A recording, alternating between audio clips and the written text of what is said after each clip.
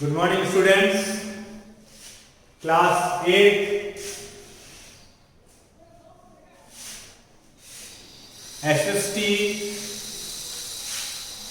Second chapter तक हो चुका था। सेकेंड चैप्टर के क्वेश्चन सर बाकी हैं। From trade to territory, I want you to try these question answers और उसके बाद में probably in next video I am going to take question answer so that you will understand all the question answer properly. So थोड़ा सा time दें अपने आप को, क्वेश्चन चैप्टर को, सेकंड चैप्टर को, एसएसटी वाले सेकंड चैप्टर को रीड करें और फिर जो बुक है उसमें ढूंढें, जो मैंने एक्सप्लेन किया है उस वीडियो को भी देखें और उसके बेसिस पे करने की कोशिश करें। फिर मैं जब क्वेश्चन आंसर कराऊंगा आपको तो आप बहुत इजीली उसको समझ पाएंगे। आज मैं आपको दो चैप्टर आपके फर्स्ट पार्ट से हो गए हैं। जो सेकंड पार्ट है geography,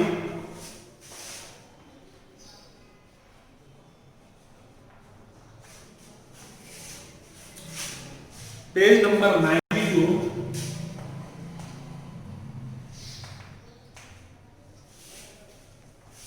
chapter number 11, resources.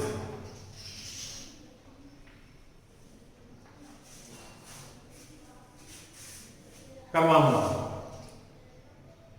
Resources is a topic which you are quite familiar, both in science and as well as in SST.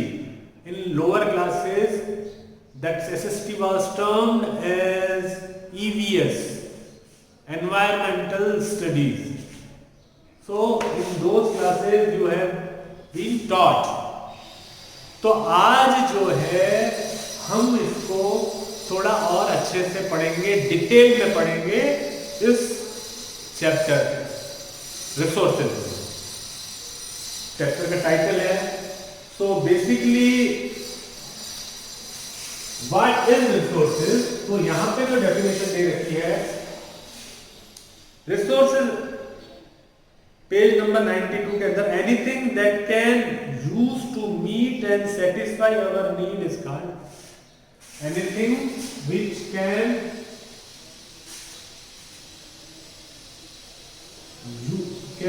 Use to meet our needs is called resource।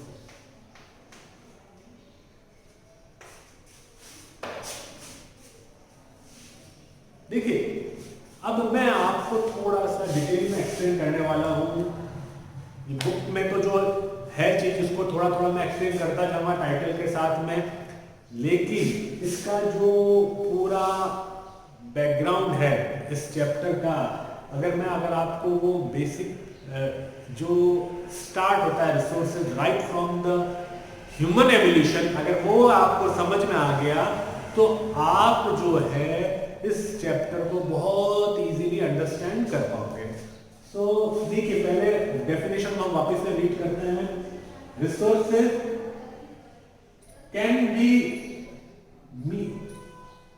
can we meet our needs is called resources, or anything that can be, पूरा अगर लिखें तो anything book में जैसा ही छापे तो anything that can be used to meet our need is called resources।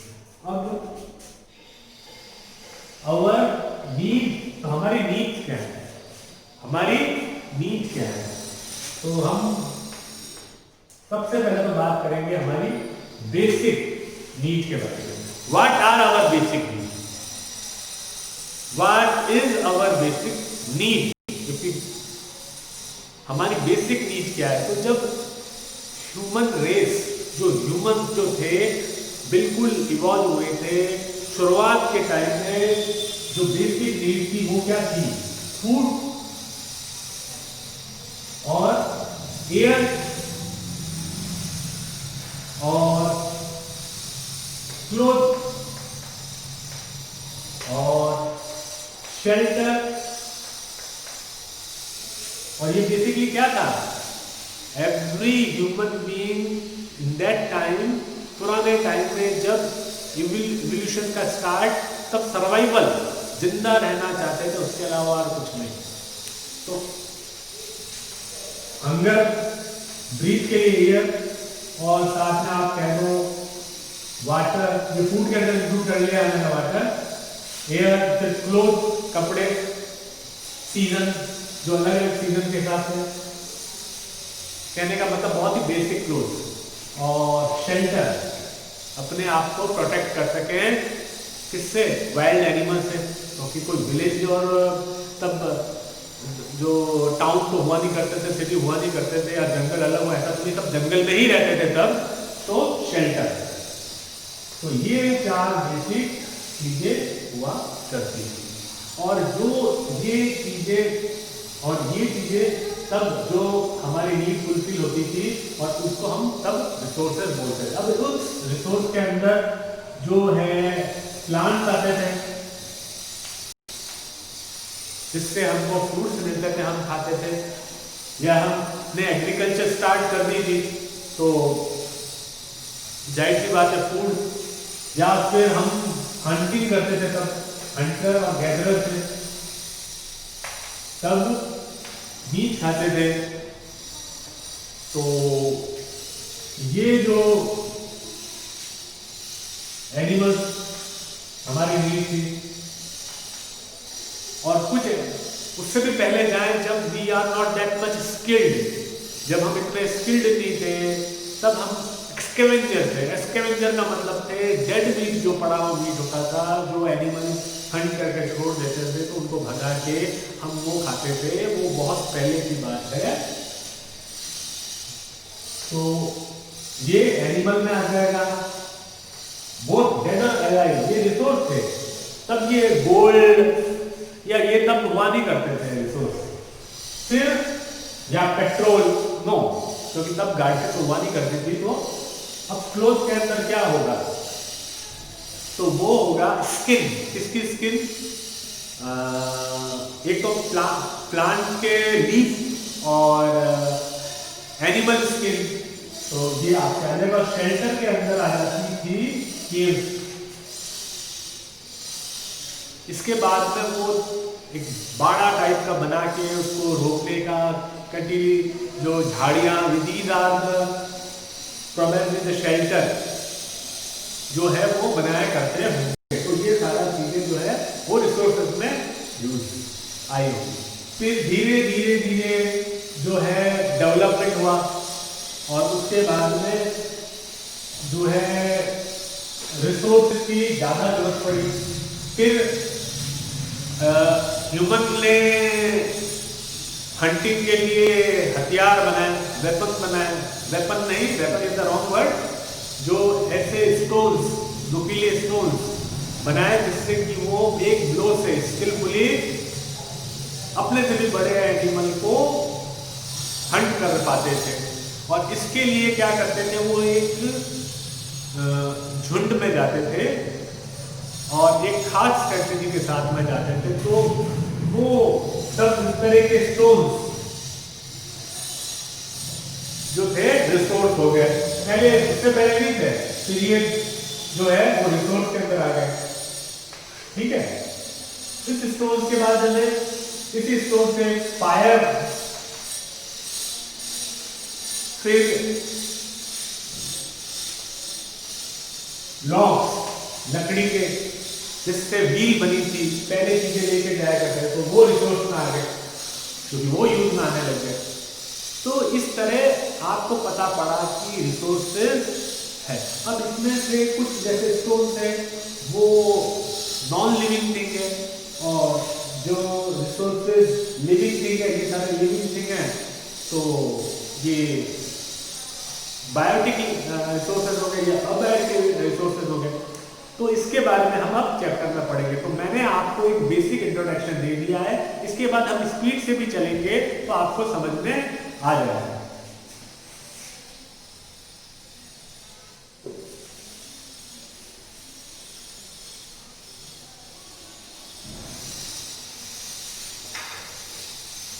Second type जो है करेगा वो है वैल्यू ऑफ रिसोर्स।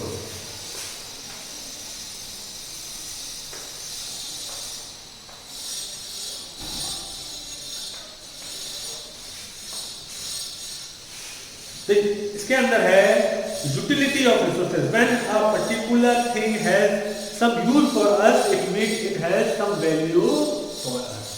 अब इसकी यूटिलिटी पे डिपेंड करता है कि किसी रिसोर्सेज की वैल्यू क्या है। ओके, अब यूटिलिटी और दूसरी बात ये अवेलेबिलिटी, राइट। अगर यूटिलिटी जो है वो है और साथ में जैसे इसके अंदर बहुत बढ़िया एग्जांपल दे रखा है क्ले का। अब क्ले की यूटिलिटी मेरे लिए तो कुछ भी नहीं है, तो लेकिन अगर इसको पोटर को दिया हो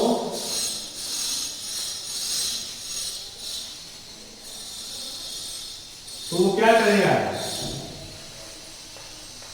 इसका अर्थन पॉट बना सकता है या बहुत सारी चीजें बना देगा जो हम यूज करते हैं। और उस टाइम में भी यूज होने लग गई थी जब तकरीबन 500 to 320 BC के अंदर मोहनजोदारो और हड़प्पा की जो सिविलाइजेशन थे तब तो यूज होते ही थे। ये तो हमारे पास में सीधा सीधा जो हमारे पास में प्रमाण है, एविडेंसेस है, तो आर्कियोलॉजिकल एविडेंसेस है, तो उसको तो कोई बोल नहीं सकता कि उस टाइम में क्ले का यूज होने लग गया था तो वो रिसोर्सेज में आने लग गई थी। उससे पहले इस तरह के पॉट और जो मूर्तियां जो हैं, स्टैचूज हैं जिसके क्ले के, वो नहीं बना करते थे, तो नहीं यूज हुआ करती थी। आज अब देखिए गणेश चतुर्थी आई थी तो गणेश जी की इतनी बड़ी बड़ी स्टैचूज बने थे, तो वो कैसे बने थे, क्ले से तो बने थे। और उनको पोटर बनाते हैं अपनी कारीगरी से, अपने स्किल से, तो क्ले की जो वैल्यू क्ले की है उसकी वैल्यू रिसोर्सेज वो बढ़ जाती है। ओके, तो this is what, please understand, this is what value is. Now air, air is again, it is very valuable. We need air to breathe, but it is in ample amount and is available everywhere. Okay, so air is valuable, but it is available everywhere, so you need to spend money for it. So it means इसको understand करने के लिए हम next example में जाएंगे, next title में जाएंगे, वो है इकोनॉमिक वैल्यू। इसके अंदर आपको क्लियर होगा economic value of resources. Economic value of resources का मतलब ये होता है कि when the worth of a resources can be measured in term of money. अब यहां पे आप सीधा एग्जांपल ले लीजिए एयर का। Very much, it is a very basic need air. जब ह्यूमन जो है रेस स्टार्ट हुई तब से अब तक हमेशा एयर की जरूरत है। बाकी चीजें बेसिक नीड में नहीं थी तब, या नीड में नहीं थी, रिसोर्सेज बस बेसिक कुछ एक चीजें चाहिए होती थी तब के टाइम में। लेकिन आज हमारे को बहुत सारी चीजें चाहिए, ठीक है। हम तो बिना मोबाइल के रह नहीं सकते, तो mobile is become a resource now, right. So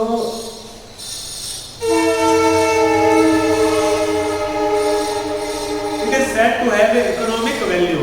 मतलब किसी को इकोनॉमिकली, जब हम बोले किसी के वर्थ है इन टर्म्स ऑफ मनी, तो वो इकोनॉमिक वैल्यू हो गई। अब इसके अंदर जैसे diamond has economic value, but air doesn't have, but both is necessary. तो ये it is depend on availability.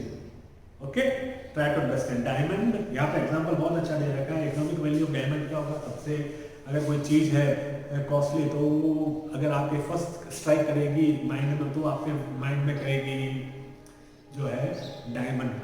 और एयर, तो एयर जो है वो फ्री में अवेलेबल, लेकिन air is again it is very very important for survival. Without it we can not survive, but it is free.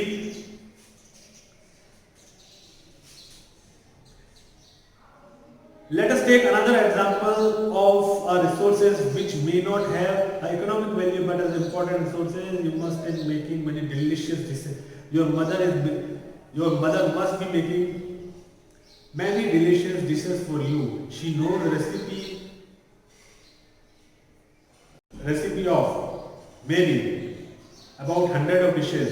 Her knowledge of recipe does not have economic value, but it is a resource for her and for you as well now. हाँ, ये बहुत ही अच्छा example है। मैं इससे आगे चला जाऊंगा। देखिए इसके अंदर आगे, हाँ, इसके अंदर बेस्ट सेलर बुक के बारे में। चलिए, सपोज योर मदर की जो नॉलेज है, जो जिससे वो बहुत अच्छे से डिशेस बनाती है आपके लिए, और आप उनका उम्दा खाना, जो वो बहुत ही स्वादिष्ट फूड बनाती है आपके लिए, tasty food, delicious food she make for you and you enjoy that food and that knowledge of 100 of recipe जो है वो रिसोर्सेज होगा। But in terms of money उनकी नॉलेज रिसोर्स है, वो किसके लिए? आपकी मदर के लिए और आपके लिए। लेकिन economic resource, value of resource नहीं है। लेकिन अगर आपकी मदर ने बुक लिख दी और बेस्ट सेलर होगी, बहुत बिकी, या आपकी मदर ने यूट्यूब पे चैनल और अपना डिश बनाना स्टार्ट किया यूट्यूब के ऊपर, जिसमें आप कैमरा पकड़ के आप मदर के साथ में कभी वीलॉग किया, जिसके अंदर आप और मदर दोनों साथ में you are both appear on YouTube and regularly posting that channel, and आपके चैनल में सब्सक्राइब हो जाए अगर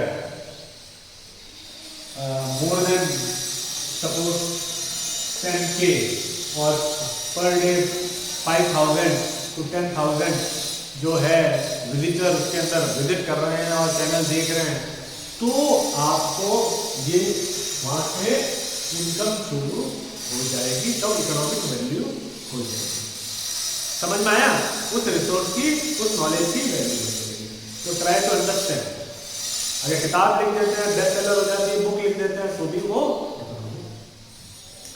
इसके बाद में time and technology. Time and technology are two important factor. अब देखिए, टाइम और टेक्नोलॉजी के लिए मैं आपको, इससे पहले कि इसको मैं थोड़ा पढ़ूं, मैं सीधा आपको इसी के थ्रू समझाने की कोशिश करता हूँ। आज जैसे कुछ सालों पहले, अगर आप देख लेते 20 ईयर्स पहले ही देख लो आप, जब आपकी मम्मी छोटे थे या पापा छोटे थे, तब हमारे दादा दादी जो अच्छे डिशेस बनाते थे अपने बच्चों के लिए, मम्मी पापा के लिए, दे प्रोबेबली हैव रिसोर्सेज, लेकिन तब जो है यूट्यूब चैनल में या बुक लिखने के लिए जो एक इंस्पिरेशन चाहिए, मोटिवेशन चाहिए या एक अवेयरनेस चाहिए, वो नहीं होने की वजह से वो केवल रिसोर्स रहेगी, कभी इकोनॉमिक वैल्यू बनी ही नहीं, राइट। और आजकल इकोनॉमिक वैल्यू बहुत रिसोर्सेज की बन रही है। अब यह depend on time and technology. Time and technology are two important factors that can be convert a substance, a thing into a resource. That both are related to need of people. ठीक है, time है, ये human need पे depend करता है। Human being themselves are the most important resource, as only human resource is capable to convert things into useful things by using their intelligence, talent and technology. सबसे important resource क्या है? अगर बात करें तो most important resource की अगर आप बात करें तो वो human ही है, क्योंकि कोई और एनिमल जो है वो आज से जब उसका एवोल्यूशन हुआ था और आज कोई चेंज नहीं आया है। वो तब भी वही करते थे जो आज भी वही करते हैं, तब भी वो वैसे ही रहते थे और आज भी वो वैसे ही रहते हैं। लेकिन ह्यूमंस जो थे आज से 50,000 पहले जैसे थे और अब जैसे हैं उसमें बहुत चेंज आया और लास्ट जो है 100 ईयर्स 200 ईयर्स के अंदर एक्सपोनेंशियली चेंज आता है।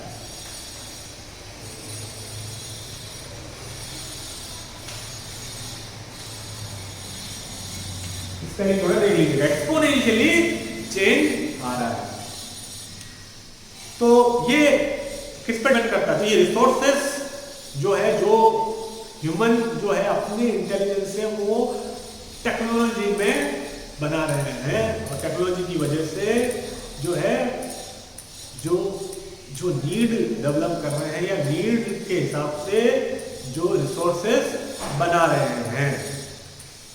अब each of discovery and invention lead to many other. For example, fire led to the practice of cooking and other processes, while the invention of the wheel ultimately results in the development of new modern means of transportation, then bus, truck, then aeroplane. So these are all inventions, and this is how resources being produced, developed, generated और उनके लिए fuel again. तो ये सारी चीजें, और अब तो सोलर एनर्जी, इलेक्ट्रिकल एनर्जी, तो there are many other ways. पहले तो ये तो नेचुरल फ्यूल जो है जो हमको मिल रहा है, रिसोर्स है, नेचुरल रिसोर्स है, जमीन से मिलता है हमको पेट्रोल, केरोसिन वगैरह, लिग्नाइट। अब जो है उसका अल्टरनेटिव ढूंढ रहे हैं, क्योंकि वो तो लिमिटेड है, सारा यूज करने से खत्म हो जाएगा एक, तो उसका अल्टरनेटिव सोलर जो सन है वो कभी खत्म नहीं होगा, तो सोलर एनर्जी। साथ ही साथ आप electrical energy and rechargeable batteries, so which we can charge it again and again। जहाँ पे जो कार बनाई है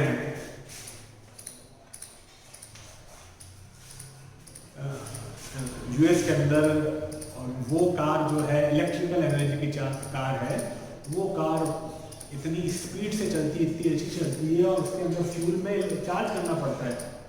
और उनके बनाने वाले भी हैं, उनका नाम मुझे भी याद नहीं आ रहा है, अच्छा सा नाम है उनका, और बहुत ही यंग टैलेंटेड है, जिन्होंने इवन अपनी कंपनी का रॉकेट भी भेजा।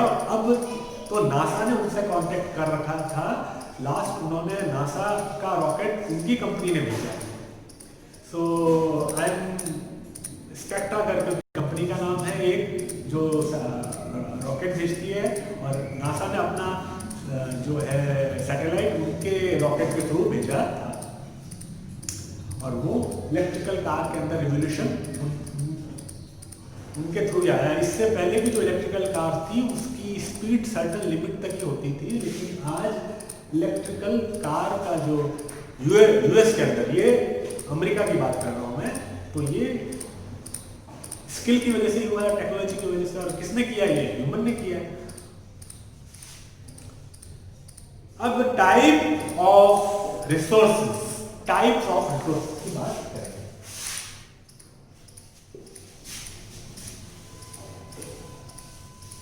तो मैं आज केवल यहीं तक पढ़ाऊंगा, इसके बाद हालांकि 2 पेजेस ही हैं, और ये हिस्ट्री की तरह इतना कॉम्प्लिकेटेड नहीं होता है, लेकिन इसके पूरे चीज़ों को समझना बहुत ज़रूरी है ताकि आप अंडरस्टैंड करें कि वैल्यू क्या है। तो आप यहाँ पे पेज नंबर 93 में देखिए, यहाँ पे एक इस फॉर्म में दे रखा है रिसोर्सेज, उसके बाद नेचुरल रिसोर्सेज अलग और ह्यूमन अलग दे रखा है। नेचुरल रिसोर्सेज जो हमको नेचर पे मिलती है और ह्यूमन रिसोर्सेज जो ह्यूमन ने बनाई है। इसके अंदर लेवल ऑफ डेवलपमेंट और ओरिजिन, एक्चुअल और पोटेंशियल। अब जैसे लेवल ऑफ डेवलपमेंट कैसे होता है मैं आपको बताऊं, जैसे पेट्रोल है या लिग्नाइट की बात है, तो पेट्रोल जो है वो हजारों लाखों साल जब सॉइल ऊपर होती है, सॉइल के लेयर काफी नीचे जो होते हैं प्लांट्स और एनिमल्स या यूं कहे जंगल पूरा दबा हुआ होता है और ये बाद में कन्वर्ट होके और क्या बन जाता है, पेट्रोल बनता है। अब ये पूरे एक टाइम ड्यूरेशन में ये प्रोसेस होता है, ओके। और अगर ये पूरा टाइम ड्यूरेशन अगर नहीं कंप्लीट होता है तो ये रिसोर्स पूरा नहीं होता है, हम उससे कुछ भी नहीं कर सकते। तो ये जो है वो पोटेंशियल तो है, आने वाले टाइम में कभी इसको यूज कर सकते हैं, लेकिन अभी हम इसको यूज नहीं कर सकते। सिमिलरली जो जहां पे ये पूरा टाइम पीरियड इसने ले लिया है, जैसे आप इंडिया के अंदर कहीं बहुत सारी जगह यहाँ पे भी पेट्रोल एक्सट्रैक्ट हो रहा है। इसके अलावा आप जाएं तो इंडिया से बाहर अगर जाएं तो सऊदी अरेबिया इस साइड में या यूएस के अंदर बहुत सारी जगह वहाँ पे पेट्रोल एक्सट्रैक्ट हो रहा है। तो वहाँ पे जो है वो पीरियड हो गया है, तो वहाँ पे इजीली पेट्रोल बहुत ही ज़्यादा क्वांटिटी में मिलता है। लिग्नाइट, बारडोर के अंदर लिग्नाइट मिल रहा है, उसकी क्वालिटी थोड़ी सी इंफीरियर है, लेकिन फिर भी इंसान ने अपने स्किल से वो टेक्नोलॉजी डेवलप की जिससे वो जो क्वालिटी थोड़ी इंफीरियर है उसको भी यूटिलाइज करके यूज में ले पा रहे हैं। लेकिन अगर हम उसको एक्सट्रैक्ट नहीं करें अभी और कुछ टाइम के लिए, कुछ टाइम का मतलब यहाँ पे 5 साल 10 साल नहीं, कुछ टाइम का मतलब एक पीरियड होता है 5000 साल या 2000 3000 साल तक रखें तो वो लिग्नाइट का प्रोसेस होता रहेगा और अच्छी क्वालिटी का लिग्नाइट, क्योंकि लिग्नाइट के बाद में भी पेट्रोल होता है। तो ये इतने कई 500 1000 10,000 साल का एक प्रोसेस होता है चलेगा। तो you need to understand humans are so intelligent that inferior quality का लिग्नाइट है जो आने वाले कई सालों बाद अच्छी क्वालिटी का लिग्नाइट बनता, फिर जाके कहीं फ्यूल बनता, पेट्रोल फ्यूल, उसको पहले ही उन्होंने अपनी टेक्नोलॉजी से यूजफुल बना लिया, इकोनॉमिक रिसोर्स बना लिया। ओके, तो ये तो है एक्चुअल और पोटेंशियल, मैंने आपको एक्सप्लेन किया। ओरिजिन तो बायोटिक और अबायोटिक, तो लिविंग थिंग मैंने स्टार्ट में बता दिया था। अब बायोटिक जो होगा और नॉन लिविंग थिंग जो होंगे वो अबायोटिक रिसोर्स होंगे। इसके बाद ह्यूमन, तो human made building, pond, machinery, ये तो हो गए आपके रिसोर्सेज। अब इसके अंदर एग्जॉस्टिबिलिटी क्या होगा, एक तो रिन्यूएबल होगा और एक नॉन रिन्यूएबल होगा। नॉन रिन्यूएबल मतलब जो होता है कभी रिन्यूएबल नहीं हो सकती, और रिन्यूएबल मतलब जो है वो आप उसको रिन्यू कर सकते हो। अगर मैं यूँ समझाऊँ कि एक बैटरी है जो आप रिमोट के अंदर डालते हो, उस बैटरी को आप कभी भी जब बैटरी वो डिस्चार्ज हो जाती है, ख़त्म हो जाती है, तो आपको उसको बैटरी को फेंकना पड़ता है क्योंकि वो बैटरी रिन्यू नहीं होती है। लेकिन मोबाइल की बैटरी होती है या फिर इन्वर्टर की बैटरी होती है, वो हमेशा चार्ज होती जाती है। तो वो रिन्यूएबल और ये है रीरिन्यूएबल और नॉन रिन्यूएबल। इसकी बाद में है quantity and quality, like health and education. ये भी एक रिसोर्स है भाई। सोसाइटी के अंदर पहले नहीं था, हेल्थ जरूर था, हेल्थ में सर्वाइवल ही था केवल, लेकिन जैसे जैसे हम आगे बढ़ रहे हैं, डेवलप कर रहे हैं सोसाइटी, तब हेल्थ, एजुकेशन, ये सारी चीज़ें आ रही हैं।